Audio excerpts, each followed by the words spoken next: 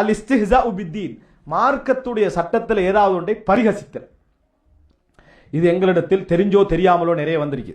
நம்ம அல்லாஹ்வுக்காக வேண்டி இதுக்கு பிறகாவது அதை என்ன செய்யணும், முழுமையாக தவிர்த்துக்கிறோம். சில குர்ஆன் வசனங்களை வச்சு நகைச்சுவை என்ன செய்யறாங்க, கட்டி விடுறாங்க. அதை நான் சொல்லலை, இன்னொருத்தன் சொன்ன வேண்டியது ஹிகாயத், அவர்கிட்ட இவர் எடுத்து சொல்றது. அந்த மாதிரி செயல்கள் உங்களுக்கு முன்னால நடந்தாலும் கண்டிக்கணும். நீங்க யாருக்கு எடுத்தும் என்ன செய்யக்கூடாது, சொல்லக்கூடாது. காரணம் உங்களோட அமல்கள் எல்லாம் அழிஞ்சு போறதுக்கு அதை என்ன செய்யும், காரணமாக அமையும் என்பதை புரிஞ்சுக்கொள்ளணும். குல் அபில்லாஹி வ ஆயாத்திஹி வ ரசூலிஹி குன்தும் தஸ்தஹ்சிஊன் லா தஅததிரு கத் கஃபர்தும் பஅத ஈமானிக்கும். சூரா தௌபா 65 66 வசனம். அதாவது முனாஃபிக்குகள் சிலர் என்ன செய்றாங்கன்னா, ரசூல் ஸல்லல்லாஹு அலைஹி வஸல்லம் அவங்களை பத்தியும் தோழர்களை பத்தியும் கொஞ்சம் நகைச்சுவா பேசுறாங்க, நக்கல் அடிச்சு கிண்டலாக இஸ்லாமியர்களை முஸ்லிம்களை பத்தி அப்படி பேசுறாங்க. அப்ப அல்லாஹ் தஆலா குர்ஆன் வசனம் இறக்குறான். ரசூலுல்லாஹ் கேட்ட டைம்ல அவங்க பதில் சொன்னாங்கடா, இது சும்மா நம்ம நகைச்சுவை ஜோக்குக்கு சொல்லி கொண்டிருந்தோம், நகைச்சுவை இஸ்லாத்தை பத்தி, ஆனா ஜோக்குக்கு சொன்னவன் சொல்றாங்க.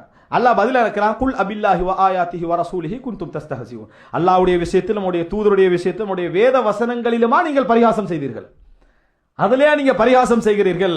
லா தஅததிரு, காரணம் சொல்ல வேண்டாம். கத் கஃபர்தும் பஅத ஈமானிக்கும், ஈமான் கொண்ட பின்னால் நீங்கள் காஃபிர்களாகி விட்டீர்கள் என்று குர்ஆன் வசனம் என்ன செய்து இறங்குது. நிறைய பேரை பார்க்கலாம், ஃப்ரெண்ட்ஸ்மார் 3 பேர் தொழுதுட்டிக்கிறாங்கன்னா நக்கல் அடிக்கிறாங்க, ஹிண்ட் அடிக்கிறது.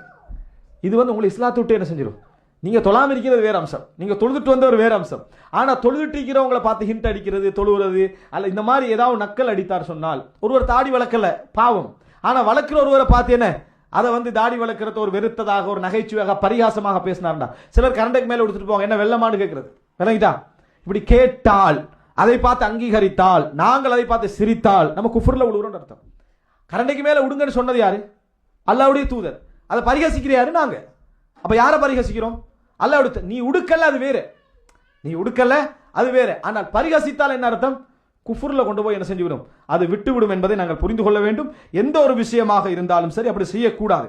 இப்போ இதுல உதாரணமாக அந்த முனாஃபிக்குகள் பேசின வசனம் என்னன்னா, அர்கப, அதாவது மாரஐனா மித்ல குர்ராஇனா ஹஉலாஇ அர்கப புதூனன் வலா அக்தப அல்சுனன் வலா அஜ்பன இன்தல் லிகா. இதான் அவங்க சொன்னது.